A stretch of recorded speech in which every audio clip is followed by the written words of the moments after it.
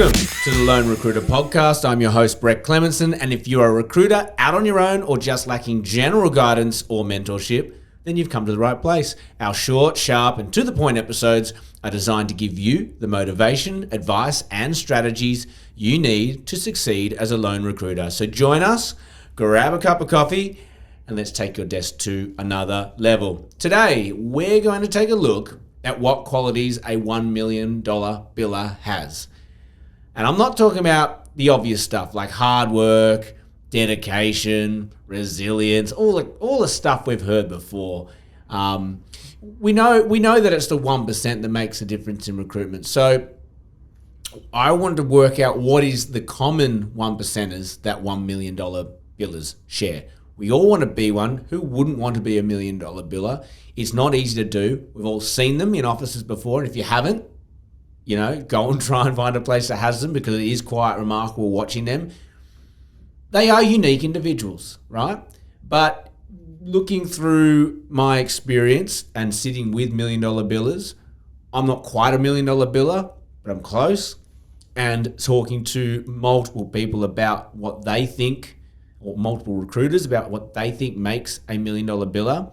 And once you weed out the obvious stuff, they're driven, they're focused, all that sort of stuff, you kind of start to find these patterns emerge. And I want to share them with you. And I think you could jot these down and work out, are you all of these? Are you one of these? Are you none of these? And maybe that can help you on a path to start really, tidying up what you do and how you operate. And maybe you can work towards becoming a $1 million biller yourself. So we have 5 traits that we've come up with that define a $1 million biller. And the first one, I don't even know if you call them a trait, but they all specialize. Their market is not broad, it is super, super narrow, and they are the go-to person in that market. So for example, we all say we specialize, but I know the difference between specializing and specializing. I've seen it, right? So you'll have people say, I specialize in IT. You specialize in IT. You specialize in what every business needs across every technical discipline, across architecture versus engineering versus development versus front end, back end. You can't. That's not specializing. Specializing in a market is not specializing. Specializing within a technology is specializing. And even furthermore, specializing within a sector, specializing in a technology, specializing in a location, and then specializing in an employment type, whether it's consultancy or end user, in-house, government. You can keep going niche and niche and niche. And the more niche you can go, the more valuable you will become to that pool of people, whether it be the client side or the candidate side. And the number one thing that all $1 million billers have is their absolute depth in specialization. Location, the technical expertise, even the level, they keep quite narrow, so that if you are a senior civil design engineer in Sydney who focuses on doing road design, well, you know who to go to, because there's probably only 1 or 2 people who can say that that's all they do. And obviously you need a market that can sustain enough placements at such a niche level, but if you can find it, make it your space. Don't be an engineering specialist, be a roads senior engineer in Sydney specialist, right? So that's number 1. Number 2, and I love this one. This is actually the one that prompted this podcast. I saw someone talk about the line that gets blurred between professional and personal relationships. So top billers have a very great ability to become friends very quickly with people, and there is really a blurred line between this is a professional transaction and I could actually go and have a beer or go and hang out with you on the weekend. Maybe that's an alignment with the market. Maybe you really resonate with the types of people or personnel in that market or sector, which is a whole nother point. I know that people do suit certain industries. But yes, there is certainly this blurred line between treating someone as a candidate or a client and treating them as a friend or just someone you want to help out. So whether that's a trait that means they are very quick to connect with people, probably.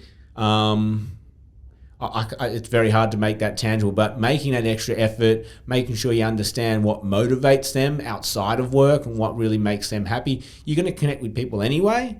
But I do notice that these people are, where are you off to? So, I'm having beers with such and such. I placed him last year and we're just going to catch up.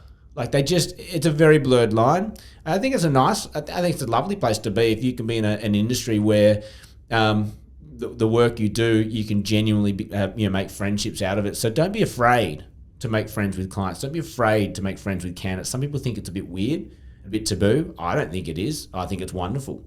So that's number 2. There's a blurred line between professional and personal relationships. 3, and this is just my observation that, and I could be wrong. I'd love to get your input if in the comments or whatever. But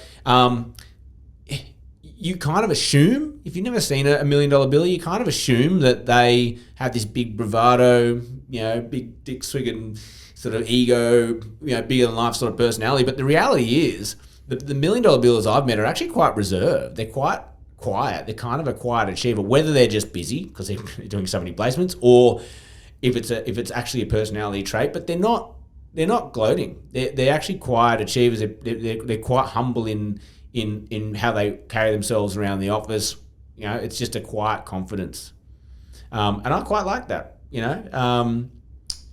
Like to the point where I'd probably struggle to get them onto a podcast because they're probably a little bit, happy to just, it's a bit nerve-wracking.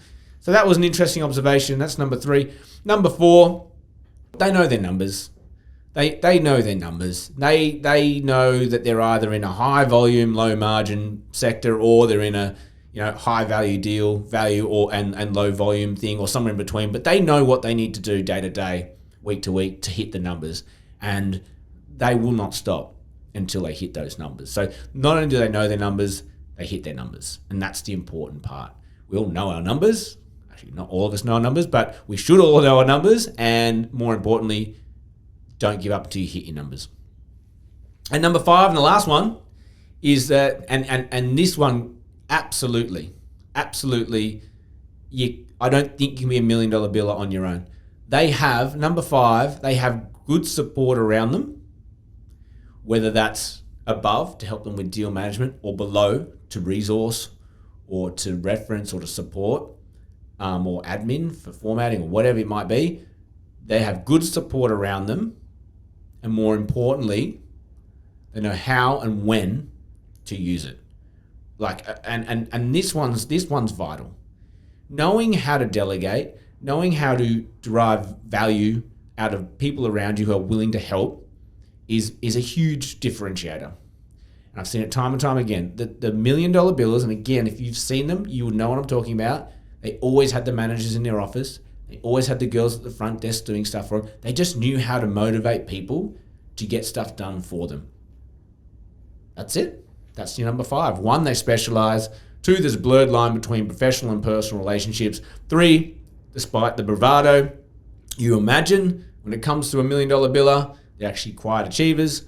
4, they know their numbers and they hit their numbers.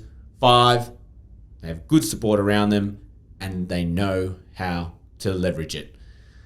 That's all we have time for you today. If you got any value out of today's episode, please subscribe, share, and recommend this podcast. It really does help us grow and get it out to a wider audience. You can get all of our podcast material by simply joining our mailing list at thelonerecruiter.com. Or you can email us at hello@thelonerecruiter.com and get all the material right to your inbox. Have an amazing day. And like always, may all your deals come true.